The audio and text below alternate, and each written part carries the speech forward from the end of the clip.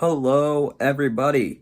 Welcome back to Jar Jar Brick Studios, and I'm saying welcome back because it has been quite a while since I filmed and uploaded a video, but today we're going to explore how I personally build Mocs, how I choose my size, how I choose what I'm building, and then where I go from there.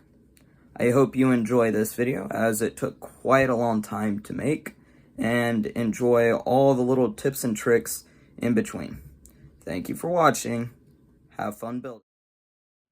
So, we just got back from the Lego store and we have a couple of things here.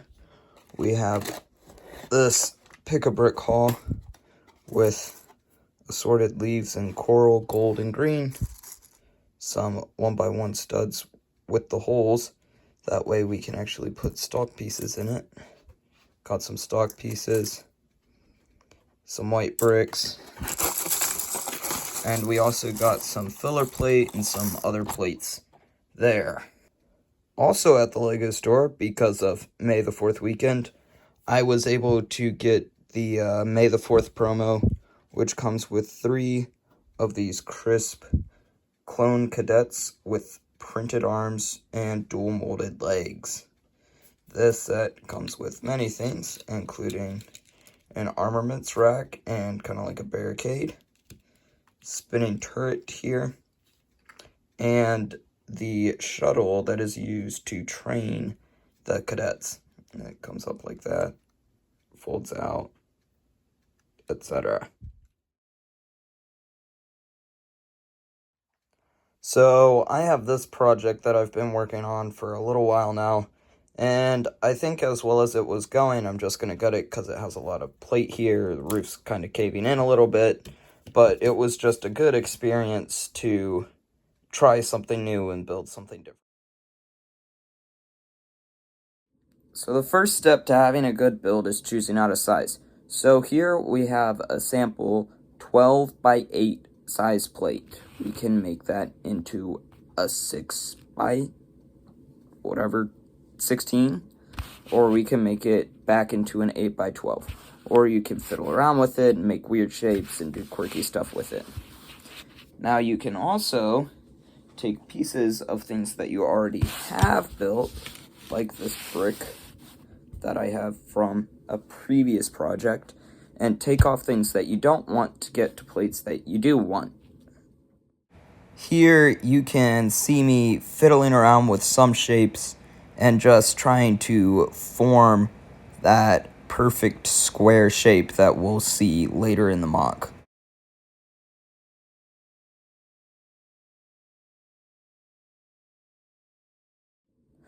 Alright, so here you can see I have laid out my 16 by 16 size here, and that's what we're going for.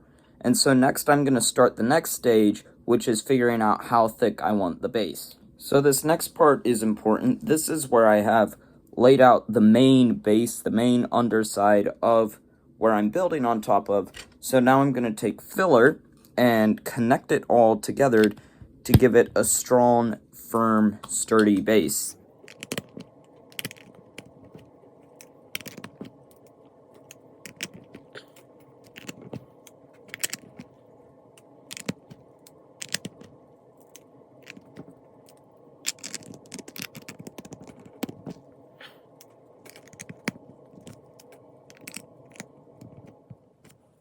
Alright, so the next step is to take a whole bunch of gray 1x brick and line the whole outside of this base.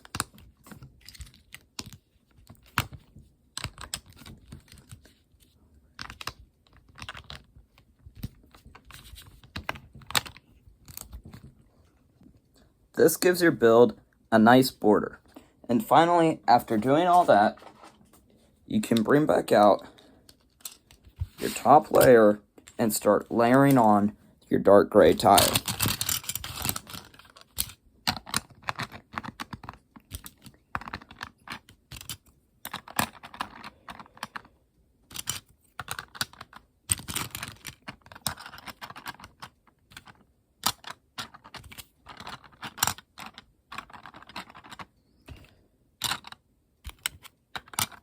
I find it helpful when I'm doing this just to lay everything out first, and then I can start putting things into place.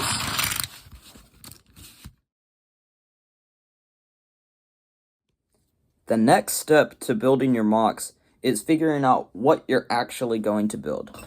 Given the size of our base plate, which now is a very solid 16 by 16 brick, I am going to go for definitely a Republic era Moc, but we're going to have some foliage about here forward, and then we'll start like the main front side of a base with maybe a little bit of interior in here. So we start this by planning out where we want our stairs to be that lead from the front up to the base, or if we even want stairs. So to do this, I'm just going to mark in the back how wide I want the base to be, and then from there I can take different sized tiles and different sized plates to create a staircase that slopes up.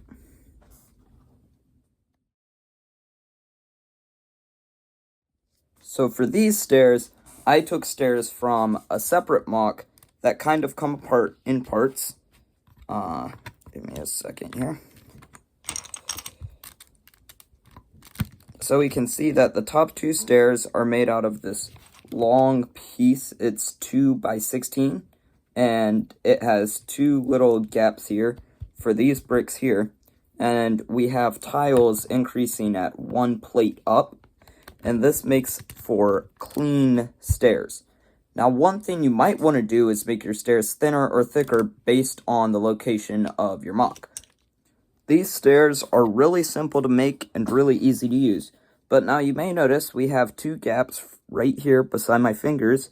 So what we can do is we can just pop that top bar back off, and we can edit and change the way and layout of our stairs. Alright, so after creating a general layout of where this front base is going to go, now we're going to plan out the terrain a little bit. So we're going to get some green pieces, because we're going on a grassy field, and we're going to kind of plan out a slope or a hill, probably over in this area of the Moc.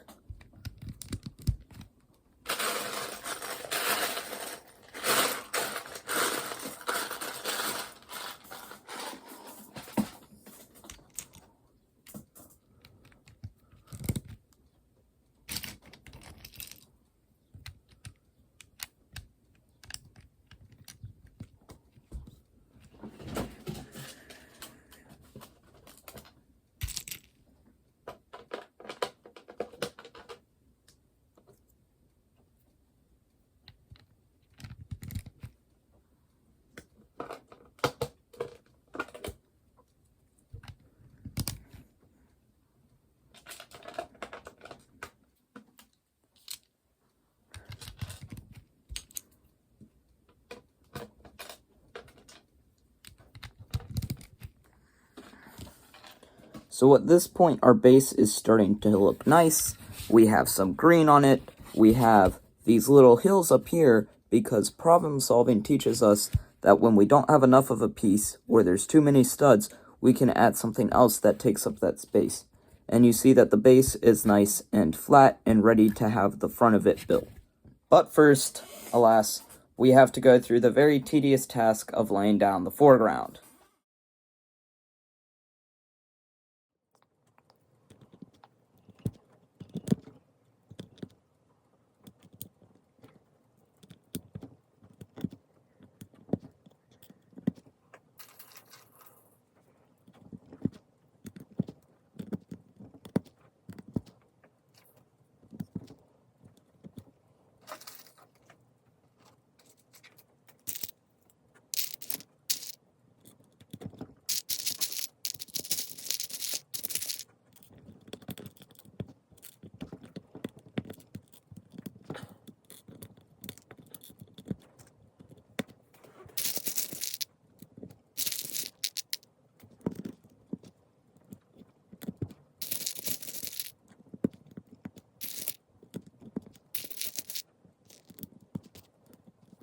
So the first step of building the ground, the foreground, is planning out where you want your path to go that leads up to the base.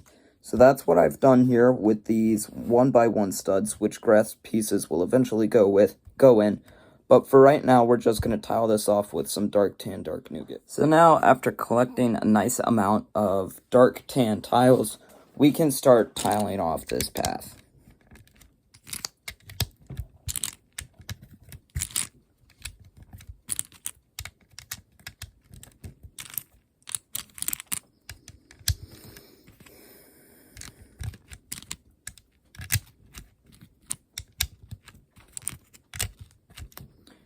Just remember to leave some tiles with studs, that way you can post minifigures and have them walking along your path. So here you can see that we actually have this whole side of the field plated off with 1x1 studs, and this allows us to add stalks and grass pieces, creating dense foliage on the underside. So after much tedious work, we have a whole side of under foliage done, allowing us to get started on the next side. So now the whole second side is fully studded off, and we added this, which is going to look like an overgrown tree stump, but right now it's just a block that's covered with studs. Finally, after about an hour and a half, we have finished all of the foliage in the foreground, and we added a border in the front so that you're not seeing this ugliness on the bottom. So the final step of making your mock is adding the entrance to the base. So we can start off by adding some grill tiles here on the sides. And then to create our base door, right in the middle, we're going to take a stack of our black filler. This creates the illusion of the door, and put it right in the middle. And then we're going to take some cheese slopes on top of 1x1 studs and on top of 2x1 plates, and put them on the side like that. Next, I'll move that back just a little bit more. We're going to take a couple towers of 2x2 bricks and put those on the side, and then we're gonna add some larger slopes on the side. Then your angle gets up and it looks more like a doorway. And finally, to create the top of the doorway, I'm just gonna set this to the side real quick here. We're gonna start with a 2x6, add another 2x6, add a 2x4, and then a 1x4 in the back. We're going to take some more of our grill tiles and just line those two 1x4s. Now, we can also use other grill tiles and line the sides like this, but personally, I'm just going to leave them blank.